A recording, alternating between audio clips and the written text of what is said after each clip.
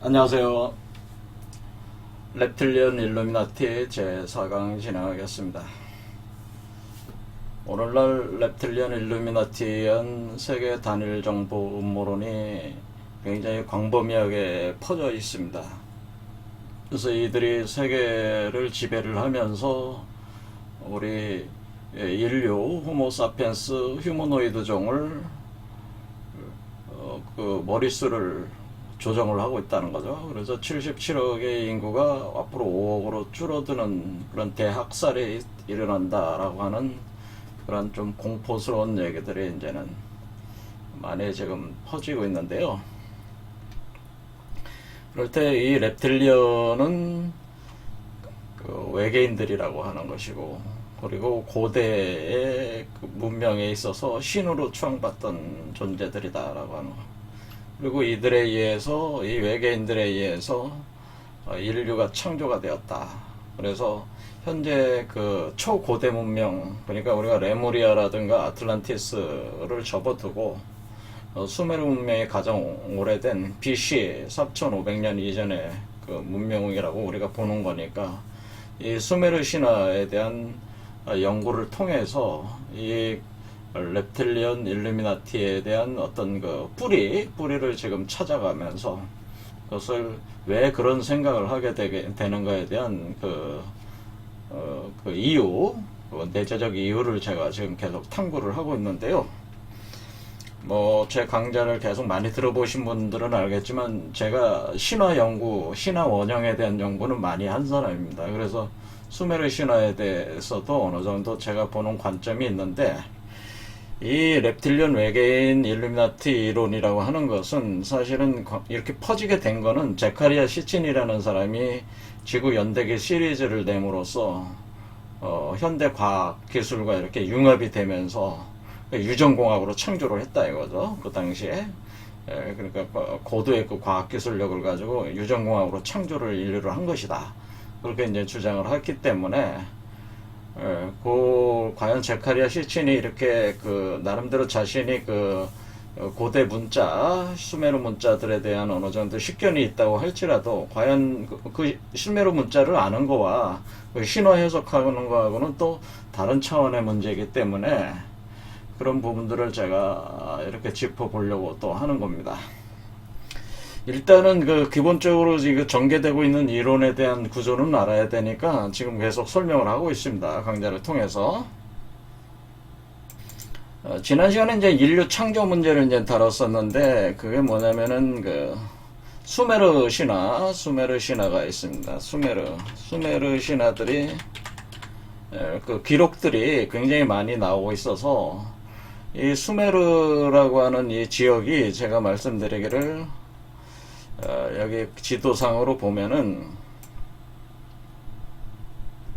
여기 페르시아만 여기 들어가는 요렇게 분홍색으로 되어 있는 요게 수메르인데요. 여기 보면 에리두, 우룩, 라가시, 니프루, 퀴시 이렇게 6개의 도시가 수메르 신들 중에서 상당히 강력한 신들이 건설한 도시들로 알려져 있어요. 그래서 여기가 이제 수메르라고 우리가 보통 하는 거고, 우리가 메소포타미아라고 하는 것은 이 유프라데스 강과 티그리스 강 사이 요 지역을 메소포타미아라고 하는 거죠. 그래서 메소포타미아 안에 수메르가 이렇게 이쪽 끝에 있는 개념이죠. 근데 수메르에서 시작을 했다는 거죠. 이렇게 돼 있는데, 여기서 그 처음에 그 첫 도시가 생긴 게 이제는 에리두라는 도시를 엔키라는 신이 건설을 했는데, 엔키 주도로 에리두 건설을 했습니다. 그렇게 했을 때 이렇게 이 엔키라는 신이 아눈나키의 첫 장자였다고 하는 거죠. 아눈나키라고 하는 존재들이 있는데, 아눈나키라고 하는 것은 그 하늘의 신인 아누로부터, 그러니까 아누가 하늘이고 키가 땅이기 때문에, 땅이라는 개념이기 때문에 하늘로부터 땅으로 내려온 존재들을 가리켜서 아누나키라고 하는 거죠. 그러니까 하늘에서 내려왔으니까, 그 당시에 뭐 하늘에서 내려올 수 있는 게 신들이고 외계인밖에 더 있겠냐 해서 외계인으로 이제 보는 거죠. 외계인 신들. 그래서 이게 이렇게 이런 개념도 되고, 제가 또 다른 말씀드린 건 하늘이 땅을 통해서 태어나게 하는 존재들, 그것들이 신들이다라고 하는 거죠.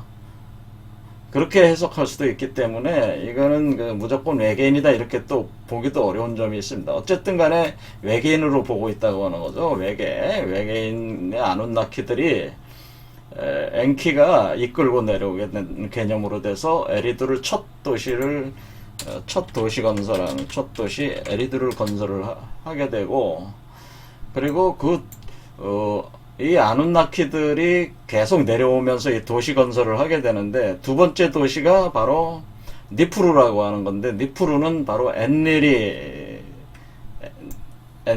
니프루, 그러니까 엔키의 동생으로 알려져 있는데, 엔닐이 니프루 도시를 건설하고 이 도시를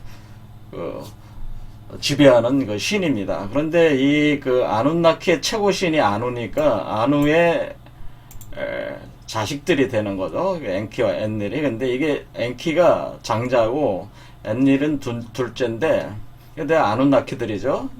근데 이 아누나키 엔키와 엔닐이, 이 아누가 엔닐에게 적장자, 그러니까 일종의 적자라고 볼 수가 있는데, 어떤 지배 통수권을 엔닐한테 줬어요. 그래서 사실은 엔키가 처음에 지구 개척을 해서 에리두를 건설했지만은 이 모든 아누나키를 지배하는 총 사령관은 엔닐이었다. 이렇게 돼 있습니다. 그래서 내려와서 이 아누나키들이 내려와서 하는 일이 뭐였냐면은, 아누나키들이 하는 일이 여기서도 봤지만은 도시 건설과 황금 채취, 황금 광물 채취를 했다는 거예요. 지구에서 아누나키들이 하는 일들이 그런 거였다 이거죠.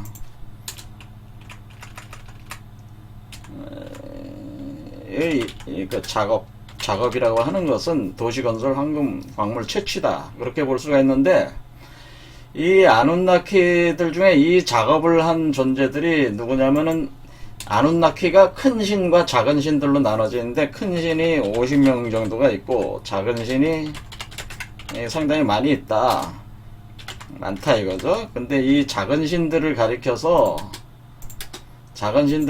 이기기라고 하는 거죠.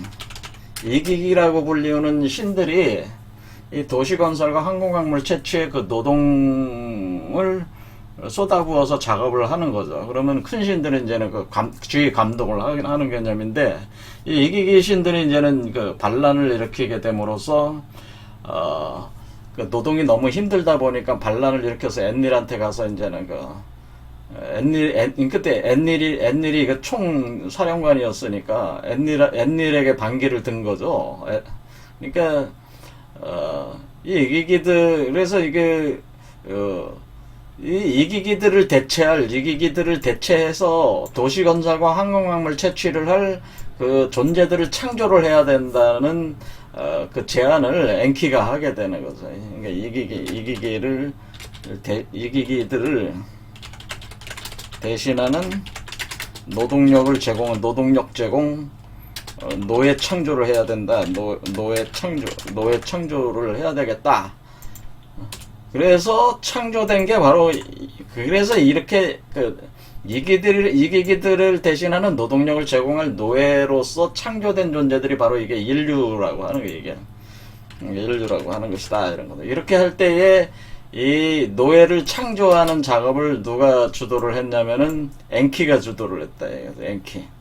엔키가 주도를 해서, 엔키가 그 창조 과정이 상세하게 나와 있었죠. 그래서 엔키가 니누르삭이라는 여신하고 같이 이 작업을 주도를 했는데, 이제 팀을 구성을 해가지고 주도를 할 때에 보통 이 창조 과정을 뭐라고 이제 표현하냐면 유전공학을 이용했다고 이제는 주장을 하는 거죠. 그래서 많은 사람들이, 그러니까 외계인들이니까 우수한 과학기술 문명 가지고 유전공학을 이용해서 창조했다. 그러니까 엔키가 유전공학 엔지니어였다라고 한다. 생명공학 엔지니어였는데, 굉장히 뛰어난 어떤 그런 지식을 가진 존재, 과학적 지식을 가지고 있는 존재였다 이런 거지. 그래서 유전공학을 가지고 창조를 했는데 그 창조할 때 그 이기기의 그 혈액과 그리고 철학이라고 불리우는 어떤 배양 물질이라고 이렇게 불 수가 있겠죠. 그래서 그걸 합하여서 만든 그 물질이 그것이 바로 아다무라고 하는 거였죠. 아다무. 그래서 이게 성경에 나오는 아담하고 비슷하잖아요. 아담. 그래서 이 아다무라는 게 이제 검붉은 진흙을 얘기하는데 바로 인간의 그 몸을 구성하게 되는 어떤 그런 요소들을 검붉은 진흙으로 표현하는 거죠. 이거는 성경에서도 이제는 그것이 이제는 진흙으로 빚어서 아담이 만들어지는 게 장면이 나오는데 그거하고 비슷한 개념이 되는 거죠. 이렇게 진흙으로 창조한 게. 자, 그래서 이때 첫 창조는 일단은 첫 창조는 이 아다무라고 하는 그 검붉은 진흙으로 뭐 유전공학을 이용했다 뭐 그렇게 주장을 하는데 뭐 그냥 뭐 그렇게 받아들인다고 하더라도 이게 이제는 그 자궁에다가 놓고 배양기에 이용해 가지고 뭐 분만실 뭐 이런 개념으로 해서 이렇게 창조를 해낼 때 그 7쌍을 창조를 했는데 7쌍 중에서 그 생식 능력이 없다. 그러니까 그 7쌍, 그러니까 남녀 7쌍이 애를 낳을 수 있는 능력이 없다는 거죠. 근데 없었는데 그 이후에 이제 아다파라라는 그 생식 능력을 가진 인류를 엔키가 창조를 하게 되는데 그게 바로 아다파가 된다는. 이게 이제 지난 시간까지 한 거죠. 아다파를 창조했고 이 아다파에게 생식 능력 가진 인류라는 거죠. 그러니까 자체적으로 출산하고 이렇게 계속 아이를 생산할 수 있는 그 인류를 만들었다는 거죠. 그러니까 더 이상 신들이 이렇게 창조 작업을 안 해도 사람 몸을 통해서 애가 생산이 되는 거니까 그냥 번식하게 놔두면 되는 거 아니에요. 그러니까 이렇게 해서 아다파를 창조하고 이 아다파에게 이 엔키가 자신이 가지고 있는 지식의 상당 부분을 이렇게 전수를 할 때에 아다파가 거의 엔키와 맞먹는 어떤 지능 자체가 엔키와 맞먹었다 이게. 그러니까 이게 아누나키 중에서 최고의 지식의 신이라고 할 수 있는 엔키와 맞먹는 지식 능력. 그러니까 지식 능력이라고 하는 건 지능이라고 하는 것은 많이 아는 게 아니고 많이 알 수 있는 능력을 가리켜서 그러니까 그것을 이렇게 알아낼 수 있는 그 능력, 그 지혜 능력, 지능이라고 우리는 얘기하는 건데 맞먹었다 그게죠. 그래서 그런데 이제는 이 엔키 창조된 아다파를 아누가 소환을 했다 이거죠. 아누가 소환해서 아다파가 이렇게 대화를 해보니까 아다파가 굉장히 지능이 뛰어났다 이거죠. 그래서 그러니까 최고신 아누가 주는 음식, 그러니까 그것은 이제 빵과 빵과 그 물을 줍니다. 아누가 소환해서 빵과 물을 준다 할 때 이 음식을 주게 되는데 이 음식이 바로 천상의 음식, 암브로시아였다네요. 천상의 음식 암브로시아였는데 이 왜 천상의 음식 암브로시아라고 이렇게 평가를 하냐면은 이 암브로시아 천상의 음식이라고 하는 것이 사실은 영생을 주는 음식이다. 이게 사실은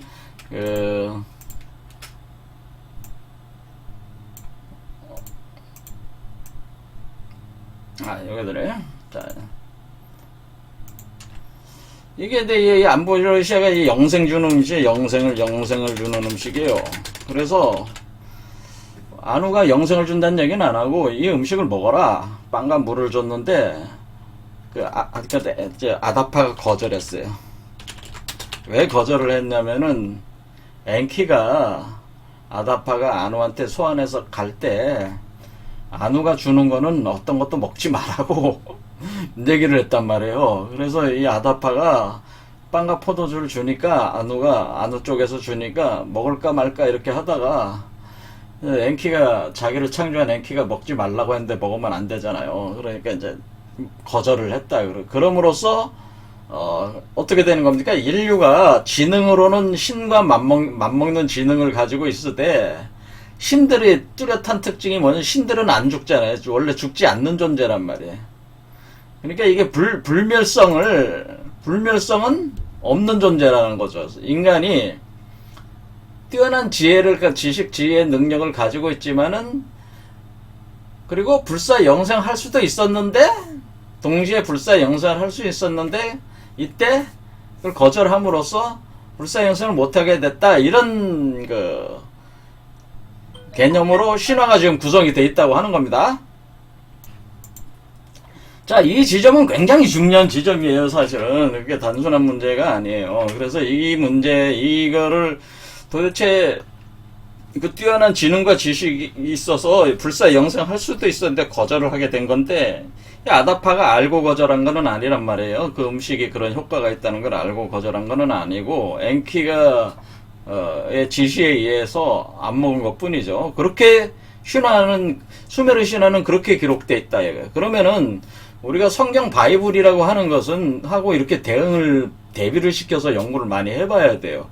그 말씀은 제가 원래 이 성경이라고 하는 것, 그러니까 왜 이게 지금 현재 렙틸리언 이쪽에 일루미나티 이론, 이 아누나키 이론들, 수메르 신화에 관련된 신화들이 중요하냐면은 이런 것들이 현재 성경 바이블에 뿌리가 되는 내용들이 이 수메르 신화에 다 있기 때문에 이게 상당히 무시할 수 없는 부분들이 있어요. 그러니까 우리가 현대 종교라고 하는 세계 종교 중에 가장 강력한 종교가 현재 기독교잖아요. 근데 기독교의 기본 텍스트가 바이블이잖아요. 근데 바이블의 창세기에서부터 벌써 이 수메르 신화의 영향력이 상당히 들어와 있기 때문에 이런 걸 그동안 기독교계에서 몰랐었는데 이런 것들이 이제 발굴이 되면서 이제는 정보들이 이렇게 드러나니까 우리가 기존에 알고 있었던 기독교 계통에 있는 사람들이 생각했던 성경이 사실은 자신들이 생각했던 그게 아닐 수도 있다는 그게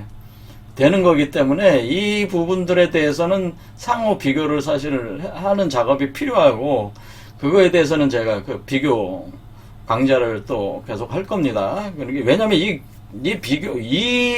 비교 과정 안에서 이 렙틸리언이 뭐냐라는 게 이제 드러난다. 렙틸리언이 도대체 뭐냐?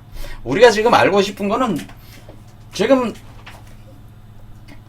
제카리아 시친이라는 사람이 외계인이고 고대 시인들이고 이렇게 창조를 했다는 얘기를 하지만은 렙틸리언하고 그걸 어떻게 연관시키는 거에 대해서는 사실 제카리아 시친은 아이디어가 없습니다. 제카리아 시친이라는 사람이 렙틸리언 이론을 전개한 게 아니에요.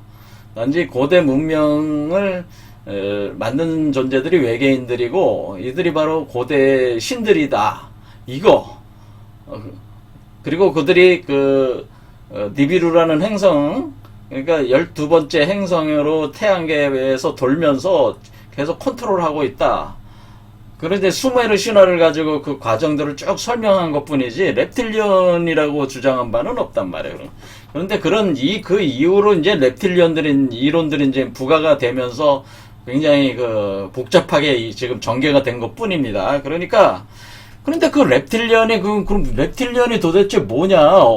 왜 우리가 한마디로 파충류 외계인들이라고 외계인들을 왜 파충류 외계인으로 이렇게 인식을 하게 되는 거냐? 이거에 대한 거를 풀어야 된단 말이에요. 왜 외계인들을 파충류 외계인으로 특정하는 거냐? 특정하는 것이냐라는 거죠. 이때의 그거를. 그때 우리가 이제 이것을 이제 이 파충류 외계인을 크게 잡아서 드라코니스와 렙틸리언이라고 하는 건데 왜 그렇게 보는 거냐라는 거에 대해서 이거에 대한 아주 핵심적인 어떤 그런 거를 밝혀낸 정보를 제가 본 거는 없어요. 정밀하게 그걸 전개한 걸 본 건 없단 얘기예요. 예, 그래서 이 부분에 대해서 왜 그렇게 되는 것인가를 저는 아이디어가 있으니까 제 아이디어로 강좌를 할 건데 이 부분에 대해서 열쇠로 이거를 밝혀낸 사람은 없다. 하지만 이것이 틀린 얘기만은 아니기 때문에 이런 부분들을 알기 위해서는 사실은 이게 성서하고 바이블하고 수메르 신화하고 상호 연관시켜서 분석해야 될 대상이 하나가 있는데, 그것이 바로 뱀에 관련된 문제예요. 뱀. 서펀트에 대한, 서펀트에 대한 뱀이 파충류이기 때문에 이 뱀과 관련돼 있어요, 이 문제들이. 그래서 이 비밀을 푸는 거는 뱀을 통해서 풀어야 되는데, 이것이 이제 엔키와 이 연관된 이 신화 속에서 그 뱀들이 어떻게 등장하는가에 대한 거와 연관이 돼 있다, 그런 얘기죠. 자, 이런 부분들에 대해서는 제까지 시칠이 연구를 안 했기 때문에 모른다, 그 얘기죠. 그건 제가 연구를 했으니까 제가 하겠다, 그 얘기죠. 자, 어쨌든 간에 그건 뭐 나중에 이제는 또 뭐 다음 강좌쯤에 아마 등장을 할 텐데, 그 문제를 본격 분석하는 거는, 오늘은 이제는 그 이후에 이제는 성경에서, 그러니까 성경에서도 그저 이렇게 창조를 하는 작업이 있고, 이게 여기도 이제 수메르 신화에서는 아주 더 구체적으로 이렇게 얘기를 하고 있습니다. 근데 성경에서도 역시 생식 능력이 없는 아담과 이브, 그리고 생식 능력 있는 아담과 이브로 보여주고 있기 때문에 이게 구조가 지금 똑같이 등장하고 있고, 그리고 성경에서도 그 지식과 지식의 나무와 생명나무로 표현을 하고 있는데, 지식의 나무, 그러니까 지식과 영생의 문제를 다루고 있어요. 성경도 지식과 영생을 다루고 있는데, 지식은 여기서 엔키라는 존재로 표현을 하고 있잖아요. 엔키에 의해서 지식을 받으죠. 근데 영생은 사람이, 아다파가 음식을 거절했잖아요. 그러니까 영생의 음식을 거절했잖아요. 마찬가지로 성경에서는 지식을 얻기 위해서 선악과를 먹었고 생명과일을 안 먹었단 말이에요. 그러니까 이게 구조가 똑같아요, 지금. 그 성경과 그 수메르 신화가. 근데 표현하는 방식은 다르지만은 결과적으로는 동일한 결과가 되게끔 그렇게 이야기 신화들이 구성이 돼 있다, 이거예요. 그래서 우리가 그 성경이라고 하는, 창세기라고 하는 것이 수메르 신화에 상당한 영향을 받았다고 볼 수 없는데, 특히 이 지역을 가리켜서 에덴이라고, 수메르 신화에서는 에덴이라는 그 표현을 한단 말이에요. 에덴이라는 지역으로 표현한단 말이에요, 이 지역을.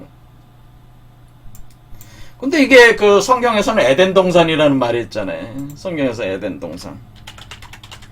그러니까 이 에덴 동산이란 말에 에덴이라는 말 자체가 이 수메르의 신화에서 등장하는 에딘하고 같은 말이다, 그거지.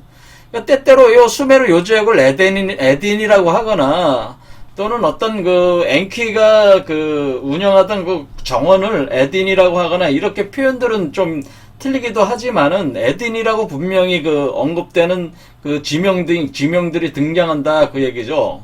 그러니까 이게 에덴과 같은 개념이라, 발음적 구조를 가지고 있잖아요. 그러니까 이게 성경 바이블이 이게 상당히 연관성이 있다고 하는 걸 우리가 알 수가 있습니다. 자, 이런 문제는 이제 계속 더 분석을 해야 됩니다. 그게. 자, 그래야지 이런 과정을 통해서 렙틸리언이라는 게 과연 뭐냐라는 걸 알 수 있어요.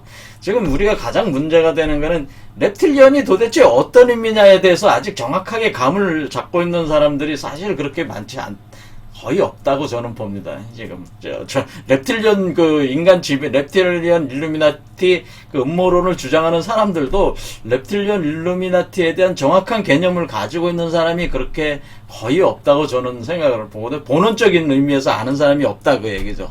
자, 어쨌든 간에 이런 유사성과 함께, 창조 과정에서의 이런 유사성과 함께, 또 하나 이제는 결정적으로 등장하는 게 바로 대홍수에 대한 문제니까, 오늘은 대홍수 문제를 또 이제 보게 되는데요. 우리가 이제는 성경에서 등장하는 사건 중에 중요한 사건이 바로 인간 창조에 관련된 문제가 있고, 그 다음에 대홍수에 대한 문제가 있는데, 대홍수가 바로 이 수메르 신화에 등장하는 신화들에서 대홍수가 본격적으로 등장합니다. 대홍수 이야기가. 여기 수메르 대홍수에서 어떻게 하냐면 이 수메르 대홍수에 의해서 여러 가지 판본이 있는데, 판본의 주인공들이 조금씩 틀려요. 그 아트라시스, 지오수드라, 우스나피스템 이렇게 세 명이 등장을 하는데 각 판본마다 조금씩 다르게 등장하는 거라고 보시면 돼요. 그런데 우리가 어떻게 이제 이게 설명이 되어 있냐면은 일단은 인류가 창조가 됐단 말이에요. 인류 창조된 후에 그 인류가 아다파가 이제 나오잖아요. 아다파가 이제 생식 능력을 갖고 사람들을 이제 많이 그 번성을 시키겠죠. 인류 번성을 하겠죠. 그러면서 인류 번성하면서 인류가 일종의 계급으로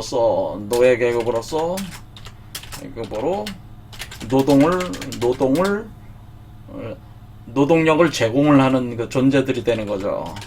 할 때 이 노동력의 그 주 대상, 투입되는 대상이 도시건설과 황금을 비롯한 광물 채취 작업에 이렇게 동원이 된다 이거죠.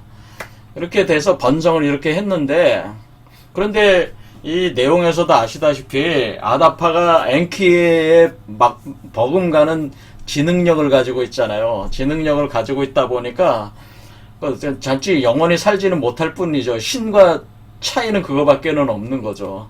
그런데 이게 이렇게 창조해서 이렇게 잘 돌아가는데, 이게 이제 어느 날 엔닐이 이게 뭐라고 얘기를 하냐면은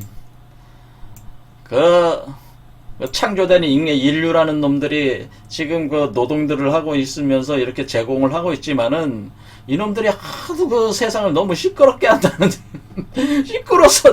시끄러서 내가 지낼 수가 없다고 이렇게 열을 내요. 이 엔닐이 짜증을 내요.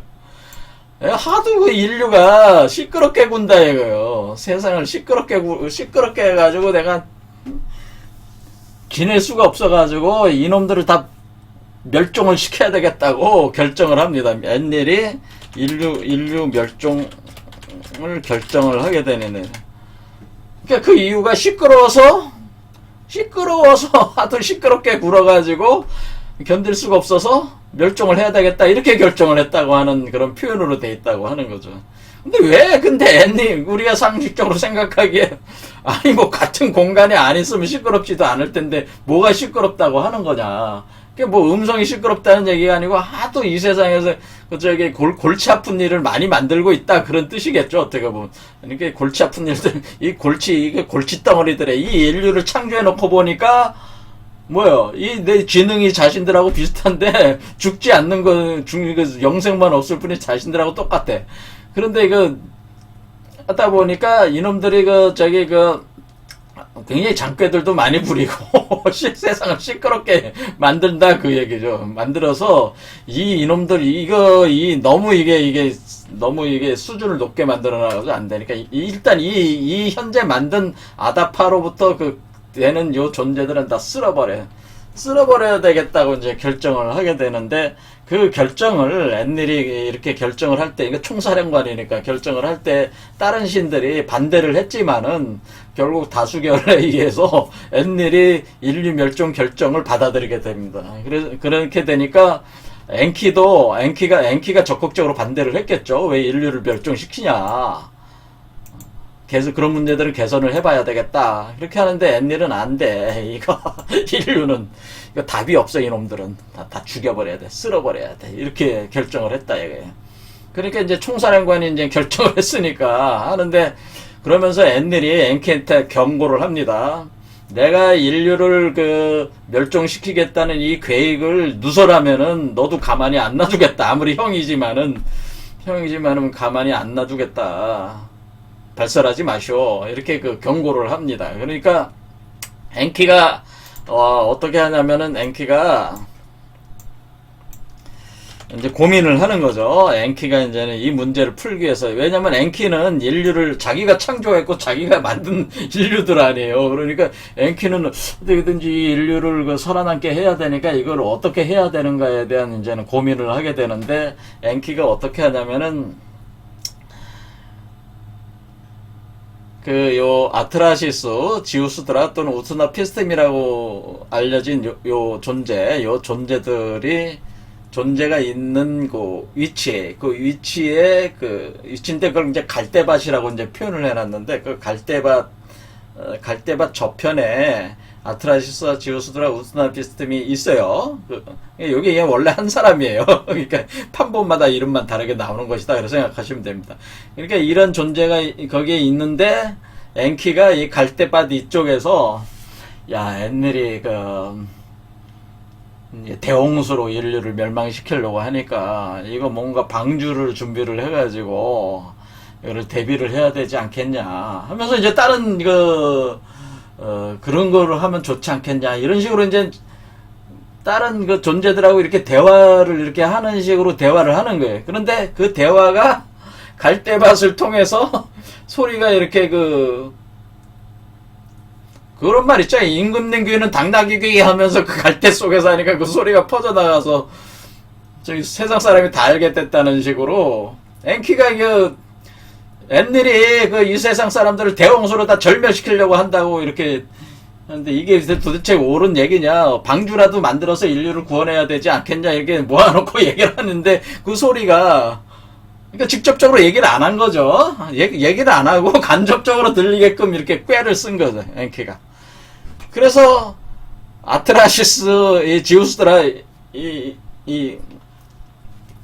방주를 준비를 합니다. 그래서 이 방주를 준비를 해서 그러니까 이렇게 방주를 준비를 하는 거죠. 배를 준비를 하고 각종 종자, 그러니까 동물 종자, 식물 종자, 각종 종자들을 채집을 해서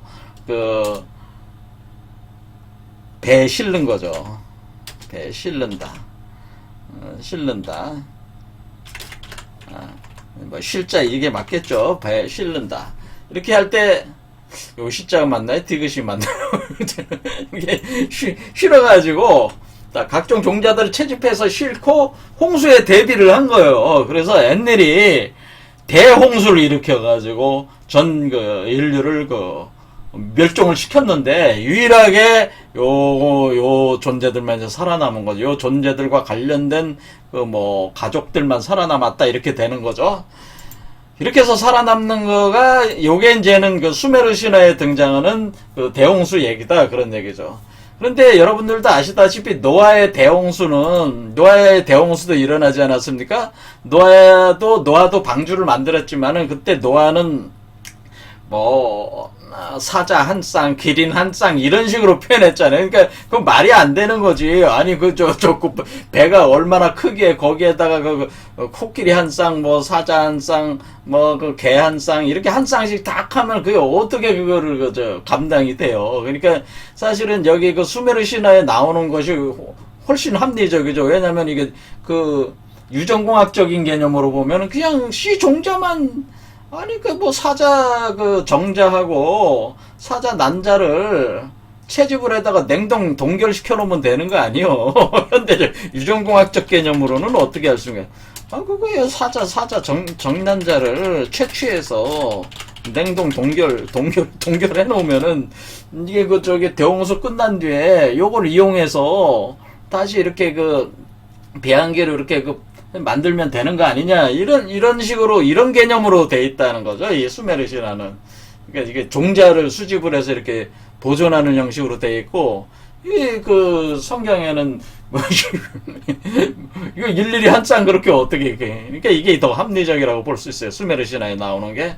어쨌든 간에 이게 대홍수 신화 노아의 대홍수에 의해서도 인류가 멸종하지 않았습니까? 그리고 이 엔키 여기 엔닐에 의해서 대홍수가 일어나서 멸종했는데, 그러니까 이제 성경에 나오는 대홍수 이야기가 여기 수메르 신화에 나오는 대홍수 이야기의 버전이라는 거죠, 이게. 그런데 이런 대홍수에 관련된 얘기들은 꼭 수메르와 성경에만 있는 게 아니고 우리 동양권에서는 복희 여화와 관련돼 있고, 그리스 저쪽으로 가면 데우칼리온과 피라에 관련된 얘기가 있고, 이렇게 전 세계에 걸쳐서 대홍수 얘기들은 많이 있어요. 우리나라에도 있어요. 대홍수 얘기야. 목도령 얘기라고 있습니다.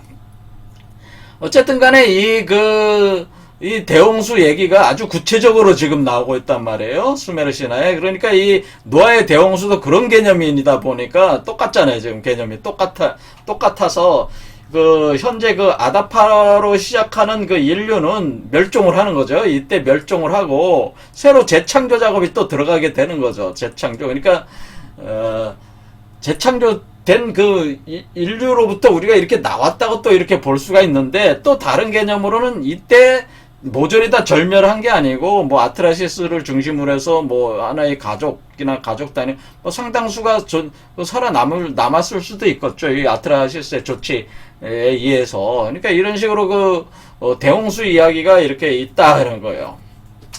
자, 여기서 이제는 또 하나 이제 우리가 이제는 그 봐야 되는 문제가 바로 그 네피림에 대한 얘기입니다. 네필림. 성경에 네필림이라고 이제 등장을 하는데요. 네필림이라는 거인족에 대한 얘기가 이제 등장을 해요. 네필림. 그래서 왜 엔닐이, 이거는 이제 수메르 신화에 등장하는 얘기는 아닙니다.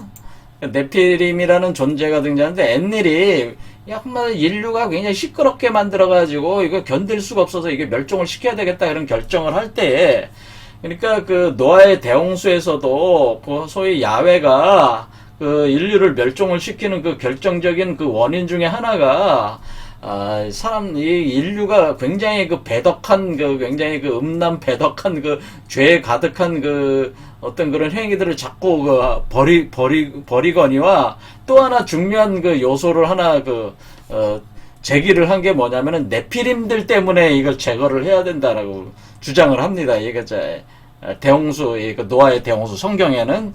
그러니까 네피림이라고 하는 게 뭐냐면은, 네피림이라는 존재가 이거 거인족이 있었다고 하는 거예요, 당시에. 그래서 거인족들인데, 네피림이 이렇게 이게 진짜인지 몰라도 이렇게 발굴을 이렇게 해서 머리가 이렇게 크잖아요, 이렇게. 이런 거인들이 있었다, 이 거인들이. 거인족인데 이게 네피림들이라고 하는데, 이 네피림을 어떻게 묘사를 하냐면은, 여기 네피림은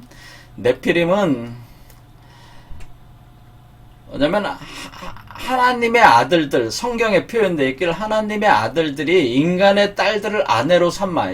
그러니까 이거를 수메르 버전으로 바꾸면 어떻게 돼요? 아누나키들이 아누나키들이 신들 아니에요. 그렇죠? 아누의 자식들 아니에요. 아누의 자식들이니까 아누가 하나님이니까 아누의 자식들이 아누나키들이죠. 아누나키들이 인간의 딸들의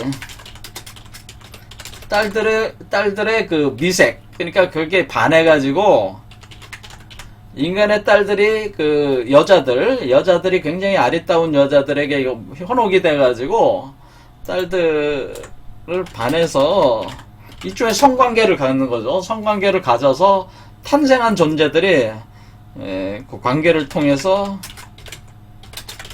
태어난 거인족들을 가리켜서 이렇게 네피림들이라고 하는 거예요. 그러니까 이거는 상당히 개연성이 있는 얘기죠. 수메르 신화에서도. 하지만 수메르 신화에는 이런 내용은 없지만은, 그러니까 아누나키들이 지금 현재 그 인간이라고 하는 존재가 영생은 못하지만은, 아다파는 영생은 못하지만 그 지능적으로는 신에 버금가는 존재라고 하는 거 아니에요. 그러니까 이게 인류가 지금 지능적으로 그와 같은 상태이다 보니까 그 인간 여성들도 그런 상태일 거 아니에요. 그러니까 영생만 못하는 것뿐이지 뭐 그게 여자를 통해서 내 자식을 낳을 수도 있겠다. 아누나키들이 그렇게 생각할 수 있는 거 아니겠습니까? 그래서 나를 번성시킬 수 있겠다. 그런데 그러면은 이게 인간 입장에서는 신이 들어오는 거니까 뭐 환영 안 할 이유가 없잖아요, 여자들이. 그렇죠. 그러니까 여자들이 그 아누나키, 여기서 얘기하는 건 하나님의 아들들이라고 표현되어 있어요. 그 성경에는. 그래서 이렇게 그 서로 합쳐가지고 땅 위에 사람이 불어나면서 그들의 딸들이 태어났다. 이렇게 되어 있습니다. 창세기 6장에 나옵니다. 창세기 6장 1절에서 4절에 나오는데, 땅의 사람들이 불어나면서 그들의 딸들이 태어났다. 하나님의 아들들이 그 사람의 딸들을 보고 마음에 드는 대로 아리따운 여자를 골라 아내로 삼았다. 그러니까 하나님의 아들들, 요게 바로 아누나키라고 하는 거죠. 아누나키. 그렇죠. 이렇게 되는 거죠. 아누나키들이 그 사람 딸 마음에 드는 아리따운 여자를 골라 아내로 삼았다. 그래서 야훼께서는 사람은 동물에 지나지 않으니 나의 입김이 사람들에게 언제까지나 머물러 있을 수는 없다. 사람은 동물에 지나지 않는다는 얘기예요. 사람은 120년밖에 살지 못하리라 하셨다. 그런 거죠.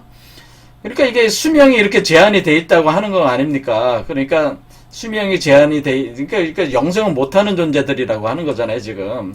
똑같은 얘기잖아요. 그 아다파도 영생은 못하게 돼 있잖아요, 지금. 그리고 그때 그리고 그 뒤에도 세상에는 네피림이라는 거인족이 있었는데 그들은 하나님의 아들들과 사람의 딸들 사이에서 태어난 자들로 옛날부터 이름난 장사들이었다라고 하는, 이름난 장사라고 하는 게 뭐야? 엄청난 그 능력을 가진 존재들이라는 거죠. 한마디로 영웅들이라고 하는 거예요. 영웅. 우리가 세상으로 보면은 영웅들이라고 하는 거죠.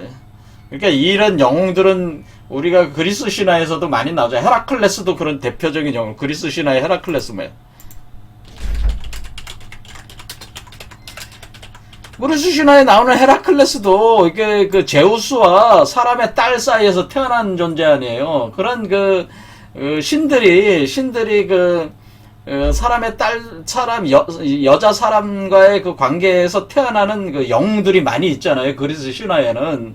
그와 마찬가지로 여기서도 아누나키들이 그 사람과 관계를 통해서 태어난 거인족들, 그 네피림들이 있다고 하는 거죠. 그러니까 이게 하나님의 아들 이렇게. 이런 네피림들은 굉장히, 그러니까 기존의 그 인간보다도 더 뛰어난, 뭐 수명도 더 많이 오래 가지고 있겠죠. 수명도 더 길고, 그렇죠. 능력적으로 더 훨씬 뛰어난 거죠. 그러니까 지능만 뛰어난 게 아니라 다양한 능력이 굉장히 뛰어나다 보니까 이들은 그 세상에서 그 굉장히 탁월한 존재였다고 하는 거죠. 그 영웅들이라고. 이게 간단히 얘기하면 그리스 신화 헤라클레스 같은 존재들이다 이렇게 생각하면 된단 말이에요. 그렇죠. 이렇게 되기 때문에 가령 그 그리스 신화 헤라클레스 아킬레우스도 그렇잖아요. 일리아드에 나오는 아킬레우스도 그 여신 테티스가 그건 여신인데, 여자신인데 인간 남성과 결혼해서 태어난 존재가 아킬레우스잖아요. 이렇게 신들이, 그러니까 남자신이 사람 여자와 결혼하는 경우도, 관계를 하는 경우도 있지만, 여자신이 또 사람 남자와 관계하는 경우도 있다. 이렇게 태어난다는 거죠. 이와 같은 그 대표적인 인물이 누구냐가 누구냐면, 수메르 신화에서는 바로 길가메시 같은 존재가 바로 그렇단 말이에요. 이 길가메시 서사시에 나오는 이 길가메시라고 하는 영웅, 이 우룩의 통치자, 왕이었던 이 길가메시는 3분의 2가 신이고 3분의 1이 인간이. 그러니까 자기 어머니는 그 사람이고 아버지는 신이 되는 거죠. 이런 식의 개념이 되니까 그 이전에 또 조상도 신으로부터 내려왔어요. 이 길가메시 혈통 자체가. 그러니까 이 수메르 신화에서 가장 등장하는 영웅 중에 하나가 이제 길가메시라는 건데, 이 길가메시라는 이 영웅이 우르크를 통치하던, 그러니까 이때가 기원전 한 2600년, 이 기원전 2600년에 여기 여기 에리두가 있고 우르가 있고 우룩 있지 않습니까? 여기 우룩을 통치하던 왕이었단 말이에요. 그러니까 이 길가메시가 바로 이와 같은 그 신과 인간 사이에서 태어난 영웅 같은 존재에 해당되네. 이 존재가 바로 네피림 같은 존재네. 이렇게 된단 말입니다. 그러니까 이게 이런 네피림들이, 그러니까 결국에 이 신화를 다시 구성하자면은 인류만 한 게 아니고 이 네피림들이 워낙 뛰어난 존재들이 많이 영웅들이 탄생을 하니까 이제 네피림들이 볼 때는 자기 혈통도 신 아니에요. 그러니까 이게 데미갓이라고 하잖아요. 이거 보통 데미갓이라고 하는, 데미갓이라는 네피림들 신에게 맘먹는 거죠. 신에게 맘먹어. 그러니까 뭐냐면은 여기 길가메시도 어떻게 맘먹냐면은 이시타르 여신이 엄청난 여신이었는데, 한마디로 여기 이시타르 여신이 우룩의 여신이었다면, 우룩 도시의 지배자인데 우룩을 통치하는 왕이 여신의 말을 안 들어. 길가메시가 여신이 하룻밤 나하고 자자는 얘기를, 나하고 좀 애인 사이로 지내자고 이렇게 여신이 얘기를 했는데도 뭐 여신 따위하고 내가 뭐 이런 식으로 길가메시가 콧방귀를 뀌어버리니까 굉장한 신들이 이제 모욕을 느끼는 이런 존재들이, 그러니까 물론 길가메시는 대홍수 이후에 이렇게 있는 왕이었지만은 대홍수 이전에, 그러니까 대홍수 이후에도 네피림들이 있었다고 하는 거예요. 지금 내용들을 보면은. 그런데 대홍수 이전에 이런 네피림들도 하도 많아, 이런 네피림들도 많이 생기고 그러니까 웬일이 그러니까 두 가지라는 거죠. 인간 자체의 문제도 있고, 웬일이 볼 때는, 그 다음에 이 아누나키들과 인류 사이에 태어난 자식들, 네피림들의 문제가 굉장히 컨트롤하기가 어려운 상황이 됐기 때문에, 이게 말을 안 들으니까 이걸 멸종을 시켰다. 그 멸종을 시키는 거를 대홍수로 했다. 이것이 이제는 보통 우리가 대홍수를 설명을 할 때 이런 식의 논리가 대강 맞아 들어가는 논리다, 그런 얘기죠. 그렇게 할 때에 우리가 여기서 이제는 네피림이라는 존재가 이와 같은 거인족 같은 이런 존재가 과거에 있었다고 하는 거죠. 자, 그럼 네피림이라는 게 과연 이렇게 하나님의 아들들과 인간의 딸과 관계를 가져 태어나는 이 존재의 양태가 네피림이라고 우리가 얘기하는데, 과연 이건 또 어떤 거냐, 이런 것도 이제 생각해 볼 문제지만은 기록상으로는 이제 그렇게 등장을 하는 겁니다. 자, 그래서 우리는 성경에 나오는 대홍수 얘기가 원전이 사실은 수메르 신화의 대홍수 이야기와 거의 동일한 구조로 지금 전개가 되고 있어가지고, 우리가 성경이라는 거와 이 수메르 신화의 성경이 창세기가 수메르 신화에 상당한 많은 뿌리를 두고 이렇게 만들어졌다고 하는 거죠. 그런 걸 이제 알아볼 수가 있습니다. 자, 그래서 오늘은 여기까지 하고요. 다음 시간에는 그러면은 과연 우리가 네피림, 렙틸리언이라고 하는 그런 파충류적인 어떤 속성이 인간에게 어떤 식의 소스 코드로 인간에게 창조가 될 때 그것이 다운로딩 됐다고 그래야 되나? 소스 코드가 어떻게 박히게 되느냐. 그리고 과연 렙틸리언이 어떤 개념이냐에 대해서 다음 시간에 알아보도록 하겠습니다. 오늘 여기까지 하겠습니다. 감사합니다.